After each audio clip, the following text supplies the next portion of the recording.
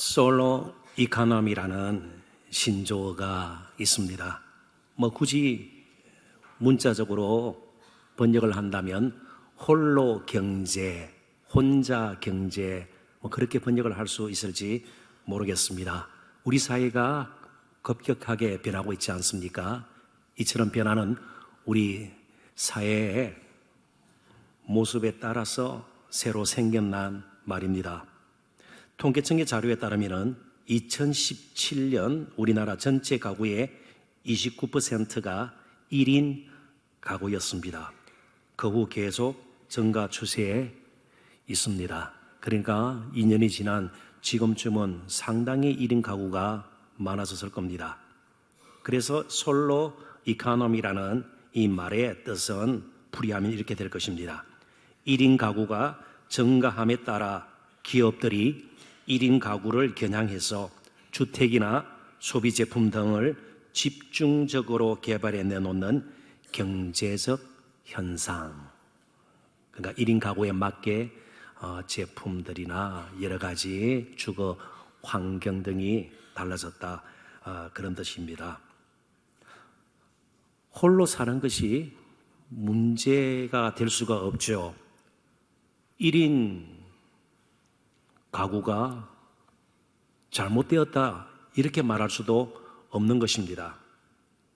제가 이것을 소개하는 것은 교회가 점점 현대화되면서 하나님의 가족으로서의 그 끈끈한 사랑, 또 그리스도의 몸으로서의 서로 연결됨, 이런 부분이 점점 사라지고 영적인 솔로 현상이 나 홀로 신앙생활하면 되지, 그러다 보니까 정말 하나님의 뜻이라든지 하나님의 인도하심에 대해서 공동체적으로 함께 고민하고 기도해야 될 부분에서 무관심해지고 무책임하게 그렇게 신앙생활하는 경우들이 생겨나는 것, 그것이 이제 문제라고 저는 지적하고 싶은 것이죠.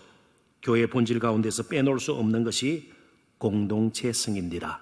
그런데 이 공동체성을 유지하는 것은요, 우리가 정으로 얽혀 있고 인간적인 유대관계를 돈독히 하고 이것이 아닙니다.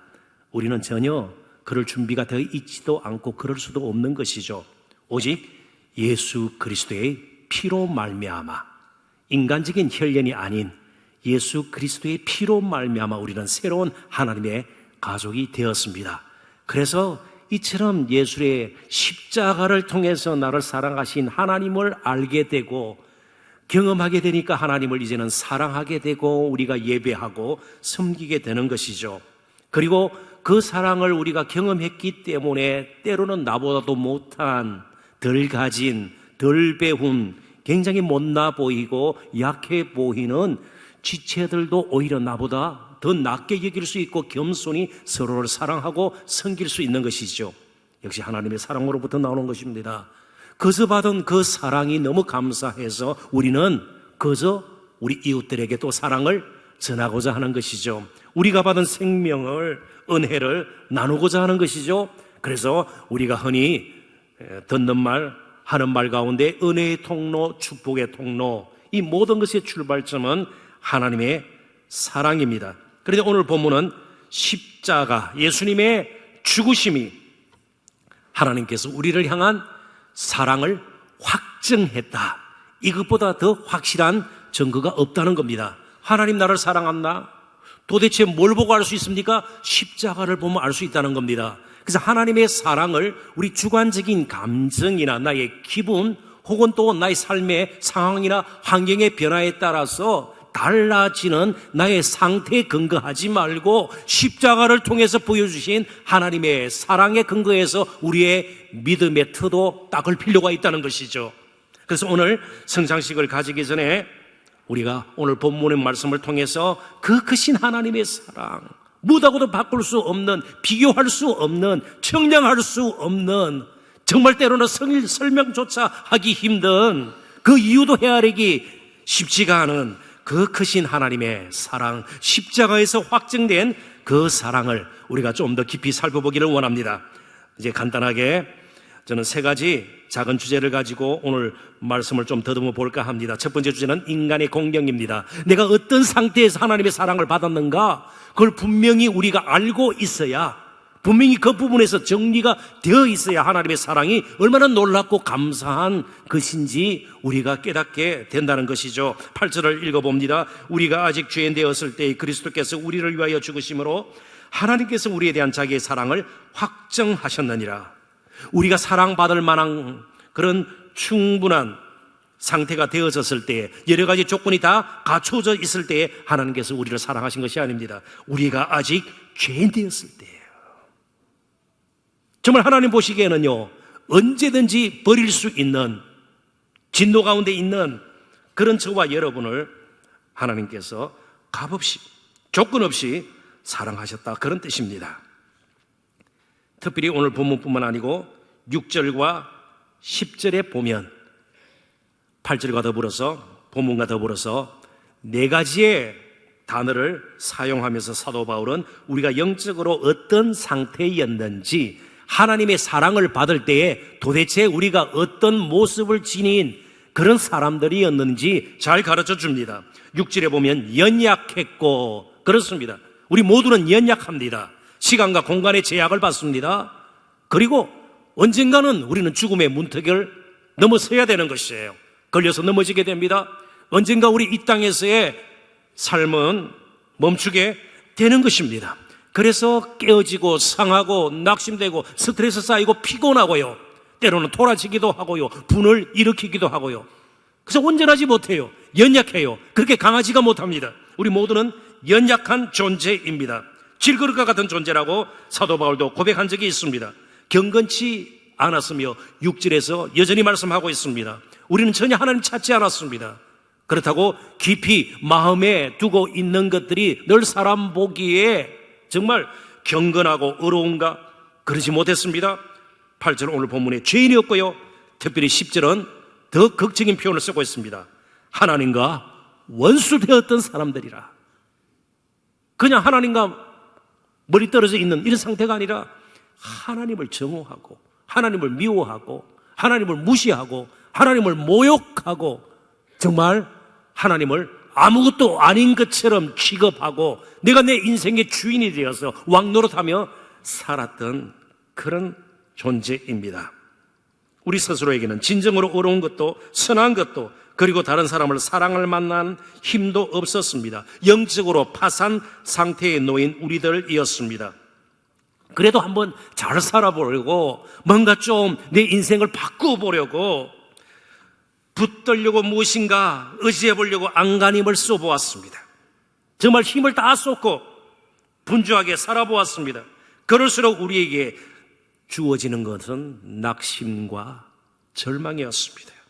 하나님을 더 알아가는 것도 아니었습니다. 이래서는 안 되는데, 그러면서도 마치 미끄러지는 것처럼 우리들은 계속해서 세속에 물들었고, 때로는 우리 자신이 우리 자신에 대해서 너무나도 참 미워할 정도로 우리 자신의 모습은 엉뚱하게 변하고 말았습니다. 사랑받기에 합당한 사람들이 전혀 아니었습니다. 한마디로 우리가 지은 죄인으로서 하나님 앞에 멸망당하기에 합당한 사람들, 죽을 수밖에 없었던 존재입니다. 9절은 그런 우리의 모습을 또 다음과 같이 그려주고 있습니다. 그러면 이제 우리가 그의 피로 말미암아 의롭다 하심을 받았으니 더욱 그로 말미암아 진노하심에서 구원을 받을 것이니, 우리 모두는 하나님의 진노 아래 있었습니다. 하나님께서 진노하셨다, 이 말은요, 하나님께서 불쾌한 감정을 드러내었다 정도가 아닙니다. 단순히 그런 것이 아닙니다. 감정적인 것이 아니라 법적인 것입니다. 인간의 죄와 불순종에 대한 전적으로 어려우신 하나님의 반응에서 나오는 인간을 향한 선고입니다. 사형 선고인데 이 땅에서뿐만 아니고 영원한 멸망에 처하는 그런 선고를 우리는 받아 마땅한 사람들이었습니다. 하나님께서는 그런 우리들을 버리지 아니하시고 사랑해 주셨습니다. 우리를 사랑하신 그 이유를 우리는 모릅니다. 설명할 수가 없는 겁니다. 우린 조건을 갖추고 사랑받은 자들이 아닙니다. 합당할 정도로 우리가 괜찮은 사람이었는가? 전혀 그렇지가 않습니다. 다른 사람과 비교해서 더 나은 점이 도대체 무엇입니까? 그런 우리들을 하나님께서는 사랑해 주셨습니다. 뭔가 우리가 대단한 일을 하고 누가 보더라도 엄청난 업적과 공로, 사람들이 볼 때에 뭔가 특별한 것들을 많이 갖추고 남겨서, 그래서 하나님께서 보상으로, 배상으로 아들을 내어주셔서 십자가에 죽도록 우리를 사랑하는 것도 결코 아닙니다. 하나님은 그럴 만한 의무나 책임을 지신 분도 아니었습니다. 버려서 멸망에 처한 우리를 그냥 불쌍히 계시고 그냥 사랑하셔서 아들을 내놓으셨을 따름입니다. 그래서 우리는 그러한 도저히 설명할 수 없는, 때로는 이유를 헤아릴 수 없는 그 하나님의 사랑의 행위를 은혜라고 부르게 된 것입니다. 이제 우리가 할 수 있는 것은 그 은혜에 감사하며 찬양을 드리는 것입니다. 할 수만 있다면 하나님을 자랑하고 높이는 것입니다. 성찬식을 가지면서 우리는 그래서 감사해야 합니다. 하나님의 사랑을 노래해야 합니다. 그리고 나의 나 된 것은 정말 오늘 우리 찬양팀과 더불어서 함께 찬양했던 것처럼 하나님의 은혜라 고백하고 계속해서 그 은혜를 우리는 많은 사람들에게 전할 수 있어야 합니다. 하나님의 십자가를 통해서 보여준 사랑은 확정된 사랑입니다. 자, 확정되었다. 이게 앞으로 우리가 살아가는 동안 어떻게 다가와야 할까요? 확정이 되었는가 보다 그것으로 끝날까요? 이 말은요, 지금까지 우리가 어떤 인생의 길을 걸어왔던, 참 사람이 알면 부끄러울 정도로 내놓을 수 없는 험한 시간들을 우리가 보냈다 할지라도 예수 그리스도 안에 있으면 하나님의 사랑은 충분히 우리의 죄를 덮고 우리를 어렵게 세울 수가 있습니다. 지금 우리가 어제 지난 한 주간 무슨 생각을 했고 우리의 이 입을 통해서 무슨 말을 했고 우리의 손과 발을 가지고 어떤 식으로 살고 행동을 했는지 하나님은 아세요. 우리는 서로 잘 모를 수 있어요. 그럼에도 불구하고 하나님 보시기에 빗나갔고 삐뚤어져 있고 그리고 뒤틀려 있다 할지라도 십자가의 그 사랑은 그 모든 것을 뛰어넘어 우리를 하나님 앞에 곧게 바르게 의롭게 세울 수가 있는 겁니다. 앞으로 우리가 어떤 삶을 산다 할지라도 어떤 죄를 짓는다 할지라도 우리의 모든 그런 허물과 죄악들이 이미 십자가에서 해결되었기 때문에 우리는 하나님의 사랑이 확정된 사랑이라. 그래서 이제 우리가 분명히 한 가지 할 것은 우리의 형편, 상태, 조건과 관계없이 하나님의 사랑은 결코 작아질 수 없습니다. 어차피 우리의 상태, 조건에 맞추어서 사랑이 시작된 것이 아니기 때문에 그렇습니다. 우리가 연약할 때에, 경건하지 못했을 때에, 우리가 죄인이었을 때, 원수 되었을 때 주셨던 이미 극대화된 더 이상은 보여줄 수 없을 만큼은 충분한 그 사랑이 십자가를 통해서 우리에게 와닿았기 때문에, 우리에게 부음받았기 때문에 그렇습니다. 그래서 하나님 내 사랑하지 않는가 보다 무슨 일이 생길 때에 또 하나님 나를 다른 식으로 사랑해 줄 수 없습니까? 아니요. 능히 사랑할 수도 있지만, 반씩은 다를 수 있지만 십자가에서 보여준 그 사랑보다 사랑이 더 커지는 법도 없습니다. 그걸 확신하셔야 된다는 거예요. 그게 확정된 사랑이에요. 더 작을 수도 없고 더 클 수도 없는 그 사랑, 그 크신 사랑, 사람이 도저히 잴 수 없는, 계산으로 나올 수 없는 그 사랑을 받고 사는 저와 여러분입니다. 그래서 우리가 성장식을 가질 때 그 사랑을 좀 우리가 경험했으면 좋겠습니다.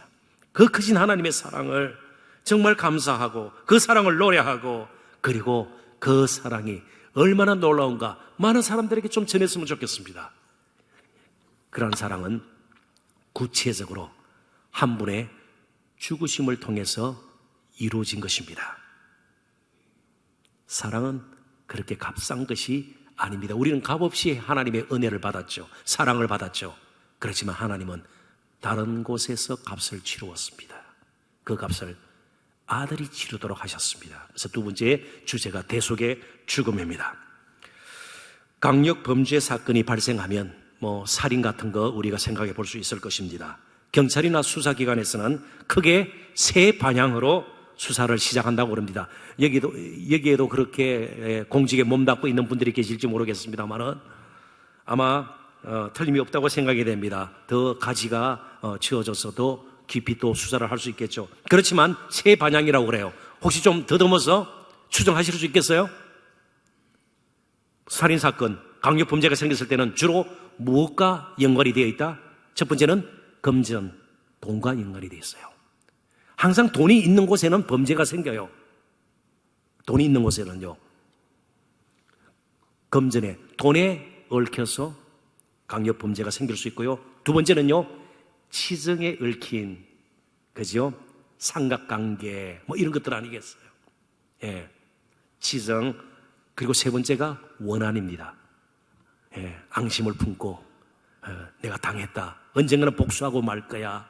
엉두르다가 탁 폭발하면 강력범죄로 이제 표현이 되는 것이죠.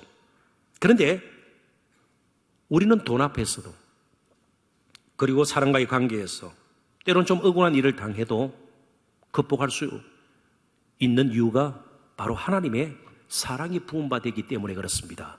그러지 않고 이것들이 강력범죄의 그런 범행 동기가 되는 이유는요, 인간 스스로는 삐뚤어져 있고 뒤틀린 상태임을 빌립보서는 분명히 말씀하고 있습니다. 영어로 표현하면 twisted and crooked, 그리고 막 말라 비틀어진 것처럼, 그러니까 스스로 곧게 할 수가 없는 겁니다. 거기에 돈이 관련이 되고 어떤 사람의 어떤 관계, 특별히 남녀 관계가 얽혀버리고요, 억울한 일을 당하고 분한 마음을 품게 되면 도저히 스스로 해결할 방법이 없는 거예요. 그러니까 문제는 어디서 생겼을까요? 하나님을 떠났기 때문에 그렇습니다. 진정한 사랑과 의와 평강의 생명의 권한 되시는 하나님을 떠나서 내가 내 스스로 인생의 주인이 되고 왕노릇 하려고 하니까 일이 풀릴 것 같은데 풀리지가 않아요. 그러니까 하나님을 의지하고 산다는 것, 하나님의 사랑 우리가 받고 산다는 것은 나약한 것이 아니에요. 제대로 사는 것이에요. 어리석은 것이 아니에요. 그게 가장 지혜로운 것이에요. 한번 생각해 보십시오. 하나님을 떠나는 인간에겐 무슨 그런 밝은 미래가 있나요? 밝은 미래가 있나요? 무슨 이데올로기가 이 세상을 바꿀 수 있나요? 뭐 진보나 보수 이런 것들이 우리가 사는데 근본적으로 우리 영혼까지 사로잡고 바꿀 수 있나요? 절대로 그럴 수가 없어요.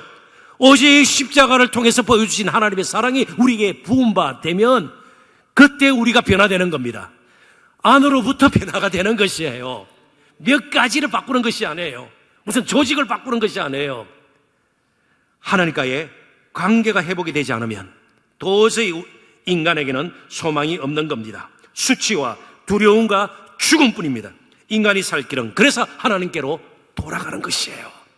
근데 돌아가기를 원하지만 돌아갈 수 없도록 우리를 막는 것이 있습니다. 아무리 치우려고 해도, 처리하려고 해도, 해결하려고 해도 딱 버티고 있는 것이 있습니다. 그게 뭘까요? 한자로 죄입니다. 죄. 우리는 죄를 안고 태어났고 죄를 안고 죽을 사람들이에요. 우리 죄인이에요. 누굴 보면 알 수 있나요? 저를 보면 알 수 있어요. 그래서 제가 제 아내하고 자주 다툽니다. 누가 죄인 중에 개수냐? 그래서 아무래도 제가 남편이니까 제가 죄인 중에 개수고 당신은 부개수 해라. 다 죄인이에요. 다 죄인. 우리 스스로 처리할 수가 없어요. 뭐 우리가 가진 양심으로 좀 처리했으면 좋겠는데 안 돼요. 뭐 냉장고에 부부 10계명 붙여놓고 냄비가 날아가고 이게 안 돼요. 부부 10계명 자석으로 된 거 붙여놔도 안 되는 것이에요. 유명 강사 모셔놓고 그죠? 어떻게 지혜롭게 자식을 키우고 그게 안 돼요. 안 된다는 거예요. 왜요? 저와 여러분은 죄인이기 때문에. 그런데 왜 예수님께서 이 땅에 오셨나요? 그 죄를 해결하고 처리하시기 위해서요. 우리의 죄값을 대신 치르고 하나님 앞에 우리를 어렵게 세우기 위해서 흠없고 점없는 자로, 하나님께 속한 자로, 하나님의 자녀로 세우시기 위해서 그분이 이 땅에 오셨습니다. 그게 대속의 죽음이죠. 대신 우리의 죄를 속하기 위해서, 값을 치르기 위해서 죽으신 죽음입니다. 물론 이 땅에도 참 괜찮은 사람들이 있어요. 고마운 사람들이 있습니다. 좋은 사람들이 있어요. 공경에 산 사람들에게 물질적인 도움을 주는 사람들이 있습니다. 이제 연말이 되면, 성탄절이 되면 그런 일들을 우리 많이 보게 될 것입니다.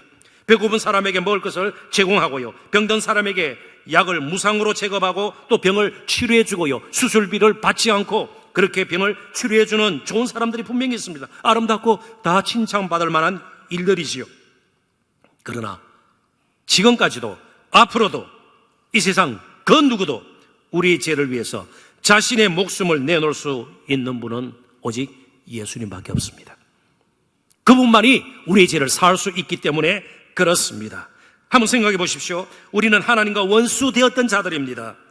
원수는 대체적으로 죽이려고 하죠.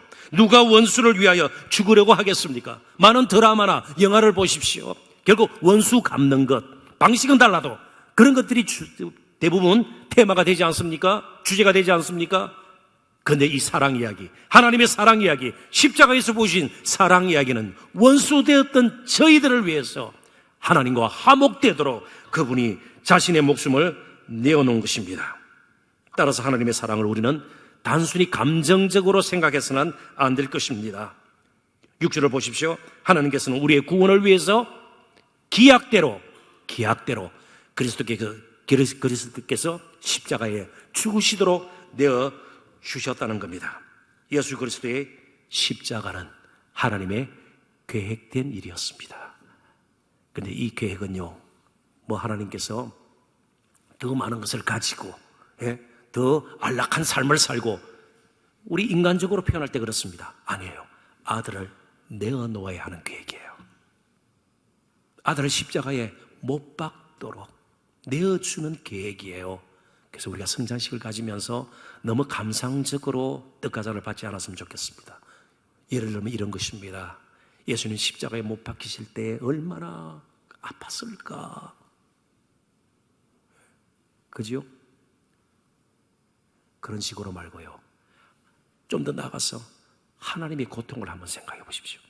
하나님의 고통을요, 계획하는 순간부터 때가 되면 아들을 이제 구유에서 태어나게 하시고 결국 30여 년 이 땅에 사시다가 십자가에 못 박히도록 보내셔야 하는 그 아버지의 마음을 여러분 한번 헤아려 보십시오. 그래서 예수님께서 십자가에 못 박히셨을 때 이렇게 부르짖으셨습니다. 엘리 엘리 라마 사박다니, 나의 하나님 나의 하나님 어찌하여 나를 버리셨나이까? 우리가 버림받지 않도록 아들을 버리신 아버지의 고통을, 그 아픈 사랑을 꼭 기억을 하셔야 합니다. 나는 버림마땅한 인생이었습니다. 하나님과 원수되었던 자들입니다. 경건한 것이라고는 찾아볼 수도 없는, 어렵고 선하지 못했습니다. 모든 것이 뒤틀려 있었고 삐뚤어져 있었던 나를 살리려고, 나를 하나님께서 용납하시도록 받아주시도록 버림받은 아들을 생각하십시오.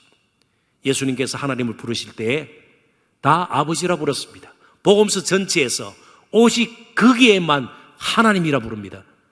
정말 성부와 성자 사이에 있었던 그 뜨거운 사랑의 관계가 일시적이었지만 끊어지는 순간이었습니다. 우리를 하나님 앞으로 데려가기 위함이에요. 언제나 아버지였습니다. 아버지였습니다.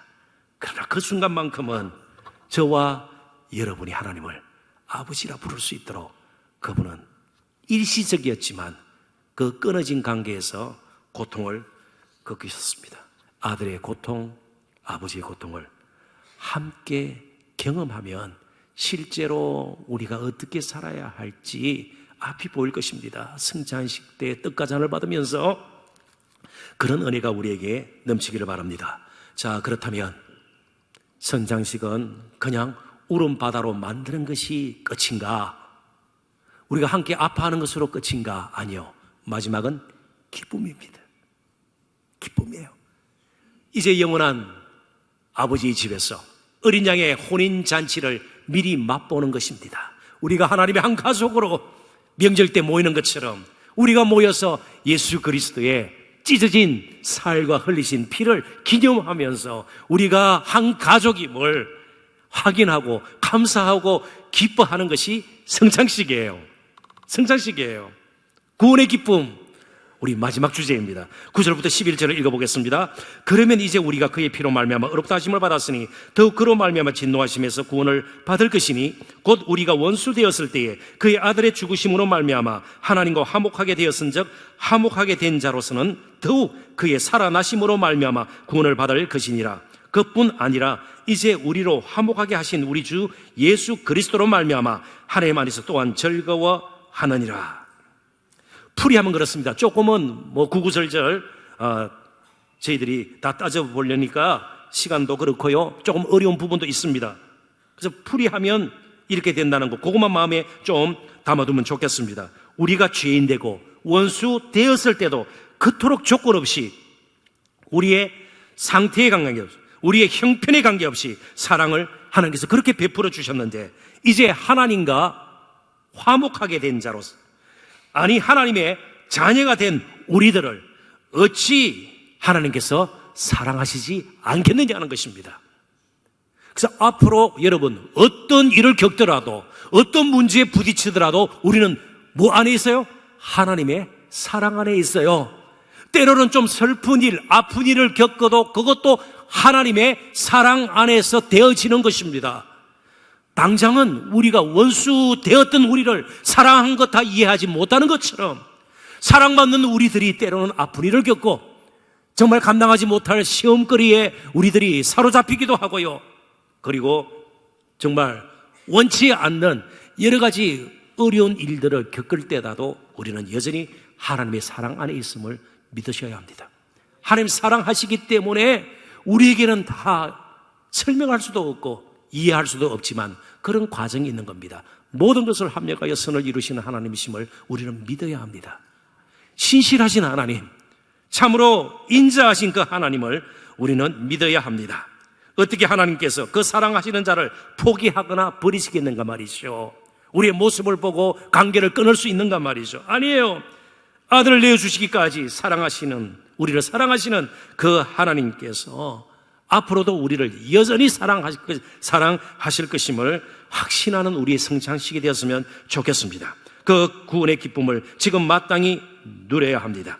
예배나 섬김, 우리의 사역 가운데, 일상생활 가운데서 그러므로 우리는 우리의 바뀌어진 신분을 늘 확신해야 합니다. 어떤 일이 있어도 예수 그리스도 안에서 저와 여러분은 하나님의 사랑받는 자입니다. 그래서 안심하십시오. 담대하십시오. 왜요? 하나님과 화목되었기 때문에 그렇습니다. 조금 다른 사람보다 덜 가졌고 조금 뒤처져 있고 느리게 보이고요, 여러 가지 손해보는 것도 많다 할지라도 우리는 하나님을 아버지라 이제는 두게 되었고, 언제든지 문제가 있을 때, 어려움이 있을 때, 공고할 때에 예수 그리스도의 이름으로 하나님 앞에 나갈 수 있는 하나님의 관계가 회복된 하나님의 사랑받는 자임을 늘 기억하셨으면 좋겠습니다. 그럴 때 우리는 세상에서 얻지 못하는 샘솟는 기쁨을 가지게 될 것입니다. 돈이 주는, 쾌락이 주는, 그리고 이 땅에서의 성공과 성취가 주는 기쁨은 샘솟는 기쁨이 아닙니다. 금방 말라버리고 시들어버리는, 없어져 버리는 기쁨입니다. 계속해서 우리의 하나님의 아들됨, 사랑받는 귀한 자녀됨을 늘 잊지 아니하시고, 어떤 일이 있어도 스스로 나는 망한 자라, 끝난 자라고 인생을 포기하지 마시고 정말 값없이 받은 사랑 감사하고 찬양하고, 그리고 많은 사람들에게 그 사랑을 나눠줄 수 있는 진정한 하나님의 사랑받는 자들이 다 될 수 있기를 주님의 이름으로 축원합니다.